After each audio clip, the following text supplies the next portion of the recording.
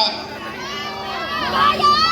Yung pera ng mga manggagawa sa pilit, pinababalik ng Supreme Court hanggang ngayon ay hindi maibalik dahil nandun na sa maleta, tinangay na.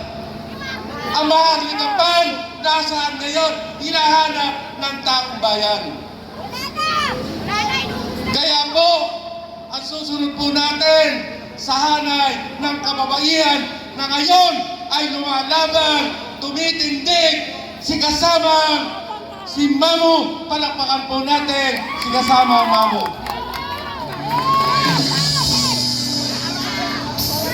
Alam mo na, si Marcos, gusto ko na lang kami.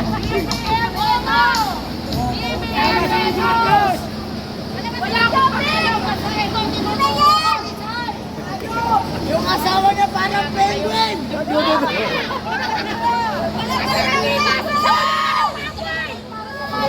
Nasobrahan siya ng siniyot sa tawas.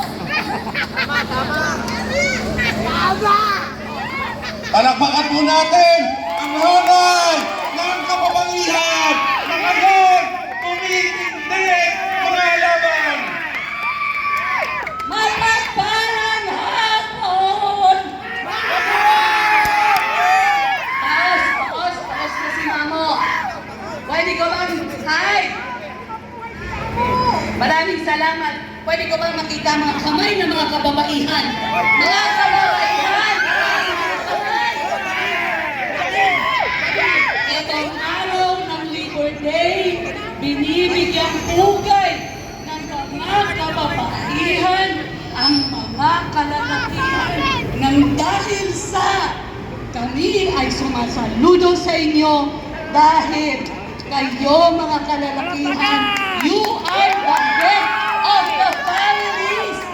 Kayo ang chief, kayo ang bossing sa loob ng pamamahay sa mga pamilya at kami naman dahil ako ay representante ng mga kababaihan ng Maisog, kami naman ang mga kababaihan na siyang gumagabay sa pamilya, sa mga anak, nagpapalaki. Naglakad ako magmula Santa Cruz dahil iyon ay baliwalang sakripisyo sa sakripisyo ng lahat ng manggagawa. Dahil kung walang manggagawa, walang industriya, wala tayong lahat. So, palakpakan natin ang ating mga sarili dahil ang mga manggagawa kasama ng mga kababaihan ang siyang tunay na mga bayani ng ating komunidad, ng ating pamilya at ng buong Pilipinas. So, palakpakan natin PRRD Duterte, bring him home! Bring him home! Bring him home! Bring him home! Bring him home!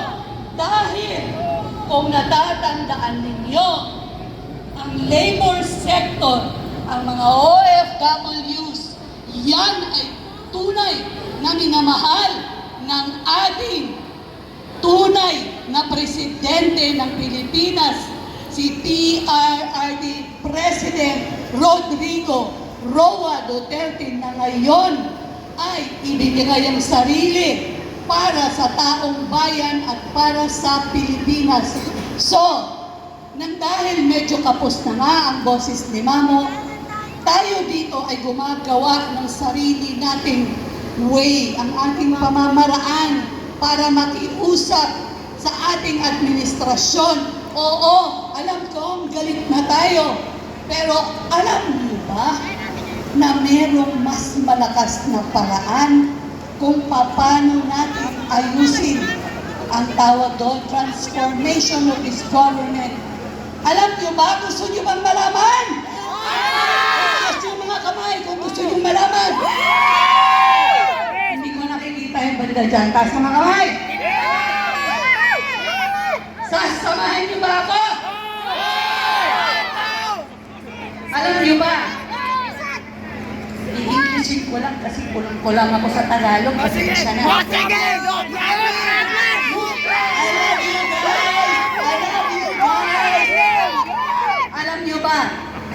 problem. Ang sabi ng Diyos, all names, all, hindi isa, all names will bow down to the name of Jesus. Amen! So yung mga pangalan na naghahari-harian, naakala mo kung sinong Panginoon, naakala mo kung sino sila, yan mga pangalan na yan will bow down to the name of Jesus! Amen! So magdasal po tayo. Samahan niyo po ako. Itong maiingay ng mga kabataan na to, gusto ko ang mga enerhiya ninyo. Samahan niyo ako sa mga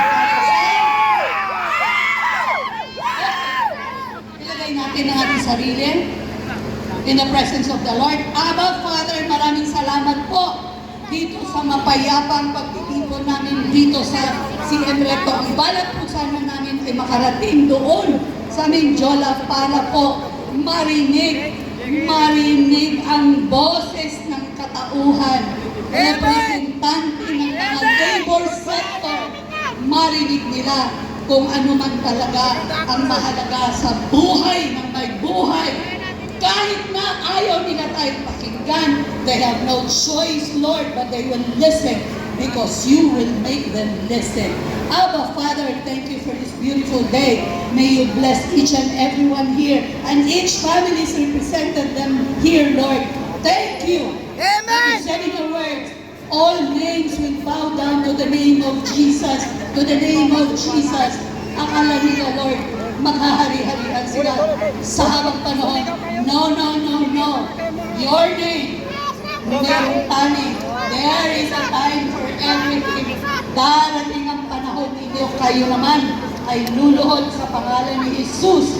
So, Father, thank you. Thank you, Lord, that you're confusing the enemies right now. Sila po'y takot na takot. Kaya kung namin alam na takot na sila. Nang dahil dito sa barikada na to, na hindi naman yan dati, matagal na ako na nakikita at sumasama sa rally, hindi po umaabot dito ang barikada na yan kasi nakakarating po kami hanggang Mindiola, pero ngayon po nandyan. Ipinagpupugay ko po sana itong mga pulis, mga kapulisan na nandito at ang dasal ko, kayo ay pagpalain ng Diyos, kayo ay nandyan para protektahan po kami, kayo ay i-bless ni Lord. Alam ko mga puso ninyo, dahil alam nyo kung anong tama at anong mali. Dahil lahat kayo dyan ay mga pamilya, may pamilya, lahat kayo may asawa, lahat siguro kayo may anak na mga babae. So haring nawa maisip ninyo ang kinabukasan ng mga anak ninyo, ng mga apo ninyo, ng mga kaapo-apuhan ninyo, na sana ay tumigil na ang pagnanakaw at panganakawan para nang sa ganon ang mga anak-anak natin, mga kaapo-apuhan ay meron pang matitiran, meron pang kayamanan na makukuha sa tamang panahon. So Lord, thank you. May you bless us. May you hover your Spirit all over us today and every day of our lives. Lord, your name be praised. Kung sa akala nila, Lord, talo kami, hindi po. You will never know. Hindi nyo alam ang pamamaraan ng Panginoon. God is a God of many surprises. Amen. And God is a God of order. So God will order your lives, our lives. This administration will be ordered. Will be ordered. Will be ordered. In Jesus' mighty name. And everybody says, Amen. Amen. Amen. Hallelujah. Sa inyong lahat. Salamat po. Hindi mo lang kami magpapagyan. Kasi nagpapagyan kami. At ang kasama yung pera na hindi natin ginawa pag yung industrialization. Para wala na tayong OFW sana nandito na sila lahat. Ang ating ganansya dito dapat sa ating bayan dito sa Pilipinas. Ngayon, hindi na, kaya tayo nalulito kasi hindi po napalitan ang sistema. Ang nangyari napalitan ng ang tao na nasa sistema. Kaya po, andito yun. Tingnan nyo, hindi ako nakakita sa buong buhay ko na sobrang kurakot. Kaya pa hindi makakakitawag kayo. Yung kinurakot, ibalik. Ang nakurakot, igulong.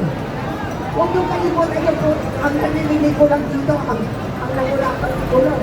Pero dapat din sabihin natin, yung kinurakot, ibalik. Sama ninyo sa ating panawagan, ang kinurakot, ibalik. Sama si Copars. Igulong. Hindi na ko mga kabataan dito. Ganda. Alam ko, hindi kayo Sino? kayo ay today, ang interview. Malamang. Malamang, live yan. Sana po, ngayon na tayo sama-sama ulit. Napakaganda po ang beauty dito. Napakaganda na pupunta ko. So, ang ating pong lesson sa EDSA, pag tayo ay nagkaisa, pwede tayo magkaroon ng milagro. Ano yung milagro natin mo? Pinatarsik na natin ang diktador. Ngayon, marami tayong mga problema. Dapat din tayo magsama-sama. Alam niyo po, hindi ako nalulungkot na tayo meron dito tayong aksyon. Mamaya, merong aksyon naman sa kabila. Bakit hindi tayo Daming load, ma. magkaisa? Ayun, no? Dapat po magkaisa tayo. Dahil isa tayo aksyon, isa tayong Pilipinas. Kaya ang panawagan ko sa atin ngayon, huwag tayong matakot, no? Ang sabi nga natin, matibak o huwag matakot. Ako mo ay 88 years old, pero ako po ay makitibak at hindi matatakot. So yun lang po ang gusto ko ay kasi. So, mabuhay tayo lahat ng Pilipino. Mabuhay tayo. Maraming salamat, Sister Leo naman. Pakinggan natin ang mensahe mula kay Carlos Suyat mula sa August 21 movement.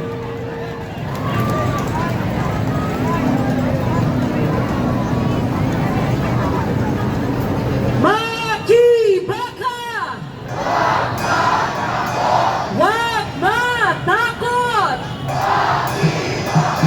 Ang tao, ang bayan, Ngayon ay lumalaban! ngayon ay lumalaban! Ang tao, ang bayan, Lahat ng sangkot dapat managot! dapat managot. Lahat ng sangkot! Hello. Marcos singilin! Duterte! Ayun po, kahit sa gitna ng tirik na araw, muli tayong bumabalik sa panulukan ng Ortigas at EDSA dahil 40 taon na po simula ng sama-samang pinatalsik ng taong bayan ang isang diktador. Pero mga kabasama, mga kababayan, ang diktador na pinatalsik ng EDSA People Power ay diktador na may pangalan, si Ferdinand Marcos Sr. At ano ang sabi ng mamamayan noong EDSA 1? Si Marcos at ang kanyang pamilya, ang kanyang gobyerno, magnanakaw. Si Marcos magnanakaw, si Marcos mamamatay tao, si Marcos mandaraya ng boto, si Marcos mandaragit ng karapatan ng mamamayan, kaya kinailangan siyang patalsikin. Ngayon po, 4 na dekada na simula ng pinatalsik ng EDSA People Power ang diktadurang Marcos. Nandito ulit tayo sa panulungan ng EDSA Ortigas. Bakit? Dahil nagpapatuloy yung problemang sinubukan nating harapin at solusyonan ng panahon ng People Power. Nagpapatuloy ang kahirapan, nagpapatuloy ang korupsyon, nagpapatuloy ang pang-aabuso sa karapatang pantao at sa kapangyarihan ng mga iilang nasa pwesto. May tanong po ako sa inyo. Sinasabi natin lahat ng sangkot dapat managot. Sinasabi natin dapat lahat singilin. Sino po ang dapat nating singilin ngayong araw? Sino? Ang kailangan natin singilin ngayon, si Marcos at si iisa lamang silang hibla ng mamamatay tao at magnanakaw. Parehas silang abusado, parehas silang nagnakaw sa kaban ng bayan, parehas silang traidor sa diwa ng EDSA People Power. Kaya po ngayon, para sa akin, ang pinakamakabuluhang paraan ng paggunita sa People Power 1 ay ituloy ang diwa ng paglaban, pagpapanagot at paniningil sa mga opisyal ng gobyerno na walang habas ang pang-aabuso sa kanilang poder at walang habas ang pagnanakaw sa kaban ng bayan.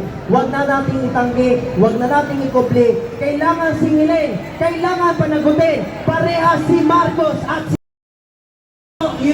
no buts, Marcos, parehong singilin at panagutin. Maraming salamat po. Ayan, maraming salamat po. Sinabi no ng mga previous speakers natin, mga kasama, ang people power daw ay nagpapatuloy hanggang ngayon. Dahil nga, nagpapatuloy pa rin ang katiwalian, nagpapatuloy ang pang-aabuso sa mamamayan. Kaya, ngayong araw, hindi lamang mga senior citizen ang kasama natin sa pagdiwag ng diwa ng EDSA, kundi ang mga kagaya namin. Talaga? Actually, hindi na kami naniniwala ng mga ang mga kabataan!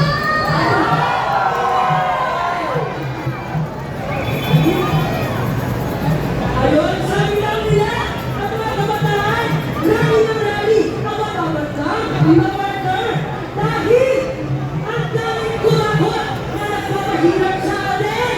Pabayad ba tayo na sinisilang nila ang ating kinabukasan? Ayan, kaya ating tawagan ang susunod natin mga kapagsalita mula sa sitwaan ng mga kabataan, si Vigo mula sa Hibok Pinalda, Mayor Rosales ng PKLUC at Hibok Manda. Kaya nga pala si Vigo, gusto ang mga neta! Hindi pa tayo magpawaan ng punyeta! Wala kang respeto sa mga pakatahanan sa EDSA! Kaya mga kapag simulagan mo muna ako, sino yung mga takot sa kabataan Pilipino? Sino? Sino ba? Sino ba yung pinakano? Inayos? Ano? Sino ba? Naganda pa na yung kape. Nadalay mga yung stala sa kali. Kamatapos sa kali. Magkawag ka sabi. Bawal ang jayan palagi. Bawal ang patay. Yung nakawag dami. Mga parating na gamit sa pagkatake. Sa balita na sabi. Wala akong nangyari. Diba? Para lang dami. Kulit na lang ang eksena. Sa araw ng EDSA. Di na basta punaw ang tema. Yung pagsapong sistema. Kapataan ang araw ang persa. Ang dalawang masaklawang kasandal mga magdadakaw ng pera. Panawagan ng lekta. Kahit bigit pa yung rhyming. Yung trip ko exciting. Kasi po nakakasuhan pa ng sitis. Exciting yung rhyming. Hiligit pahaging. Kaya nakasunan kang halos. Pero matagal na namulat ang hulog at nahulog masagapos. Dapat ang nabuto na mga damo at matulog at matapos. Aking tutok na mga balaura na bulok at makakupalas ng Marcos! Marcos! Ng iba! Parehong tuta! Diktador pasista! Natawagan ko pala si Vivain Magdak sa mga bataang solid.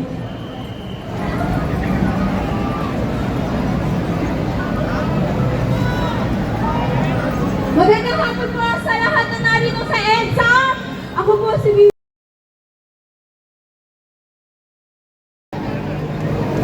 Narito po ako ngayon dahil gusto ko po sagutin ang tanong ng karamihan. Kapag nandito kami mga kabataan, wala naman kaming alam tungkol sa EDSA 1 noon.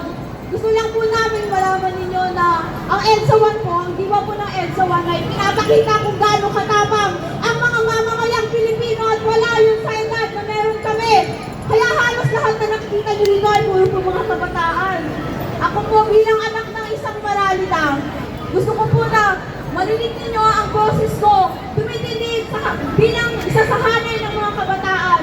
Marami po kami sa aming komunidad na hirap po makapag-aral. Dahil lang po ang mga pera na meron tayo dapat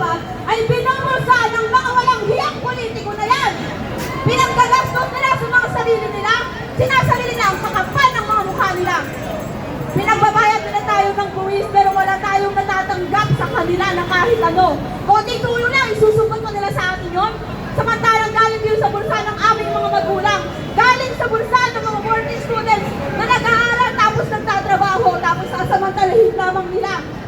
Kaya hanggat may politiko sa Pilipinas, hanggat may kurap na politiko, wala tayong mapapala. Naniniwala ko na bigo ang EDSA 1, kaya tayong lahat ay nagtitigil.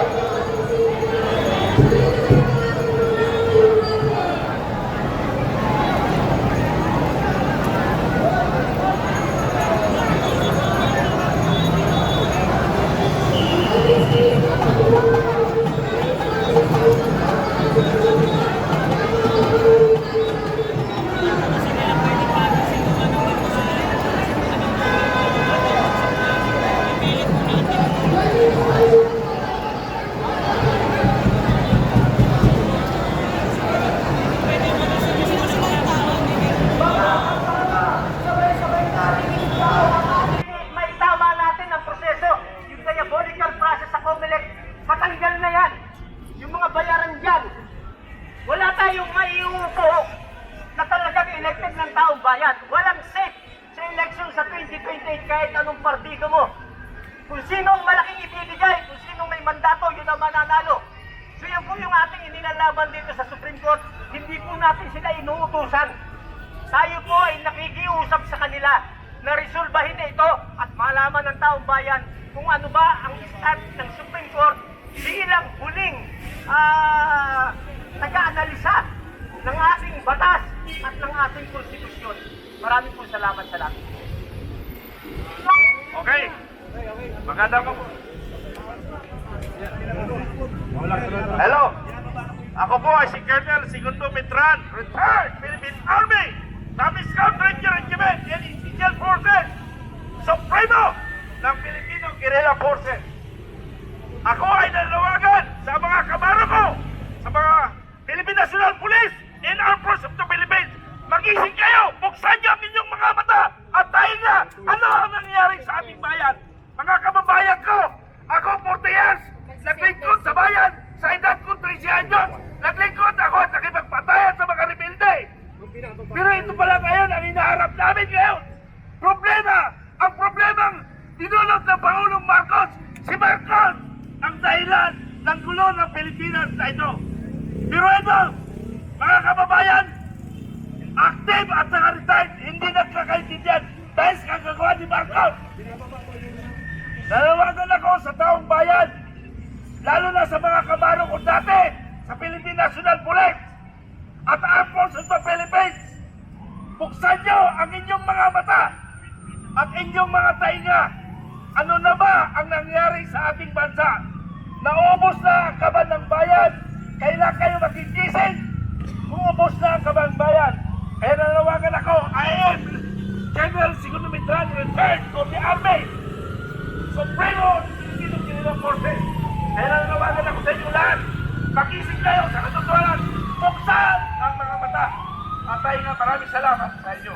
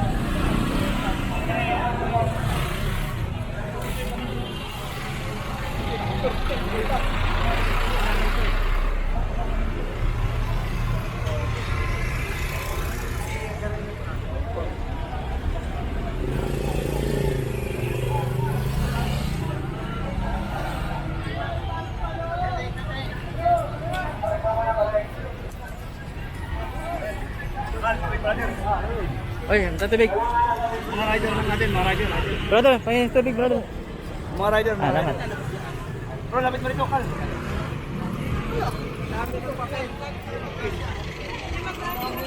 Bro, isa pa bro. Bro, isa pa.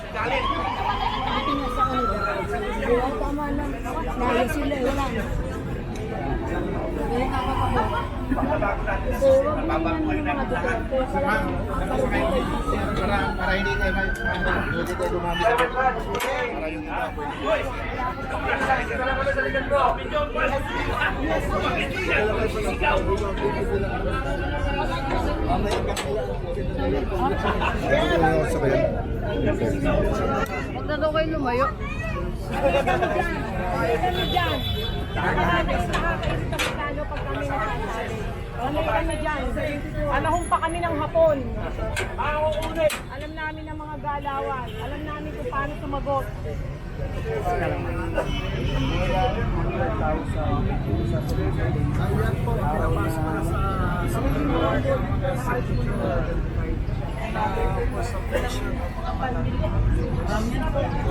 Ang dami yan yung sa hapon ng mga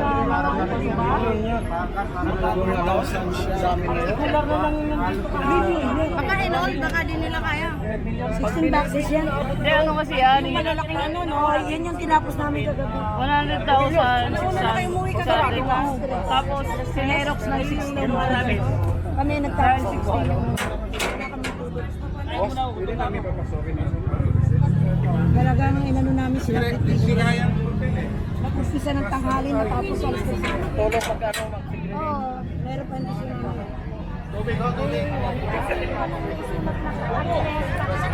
Kulang-kulang.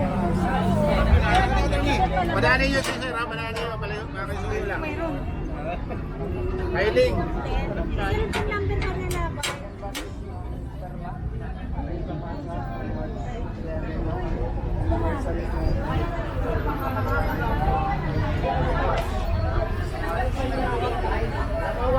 Marom yan.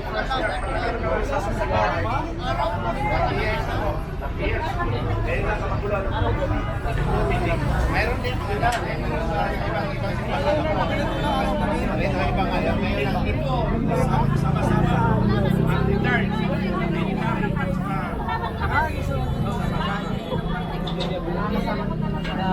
So yun lang ba?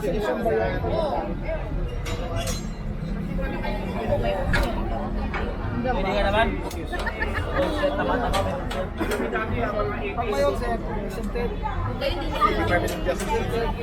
Brother, ano masasabi mo, brother?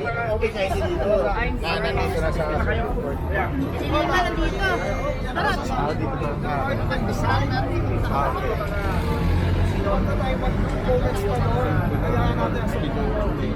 Tama po kayo na, no? Yan ang nakakabibisyo ni Soto.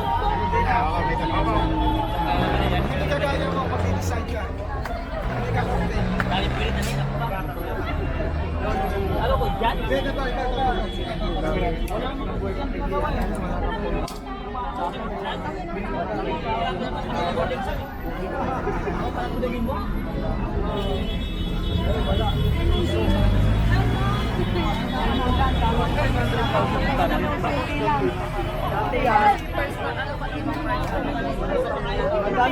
Another day ulit. Day of another hour.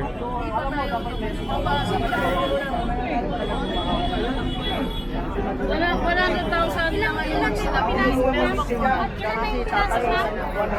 Para matunton yung mastermind ng korupsyon, sila pa ang iniimbestigahan. Sila pa naiskasuhan.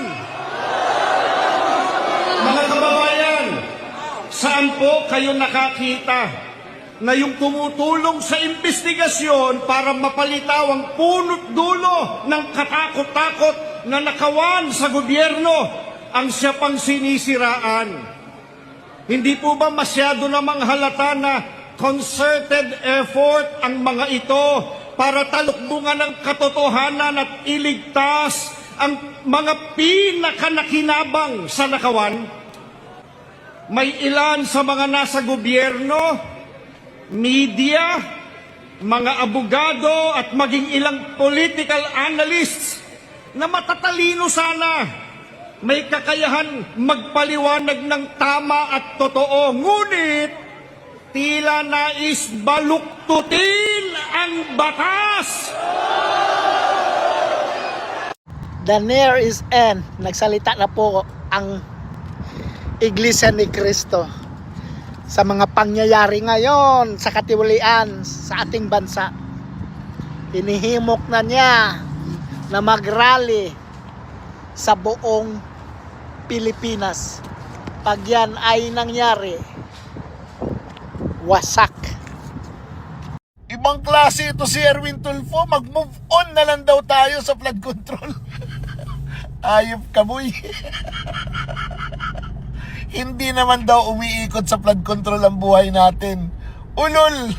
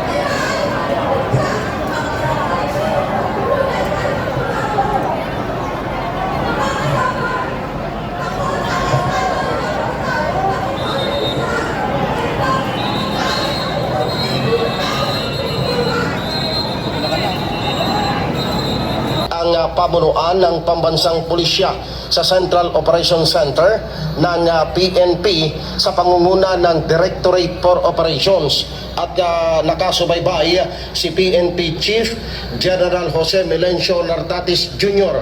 Kung kanina ay ang National Capital Regional Police Office lamang o NCRPO, Regional Police Office 3 o Central Luzon at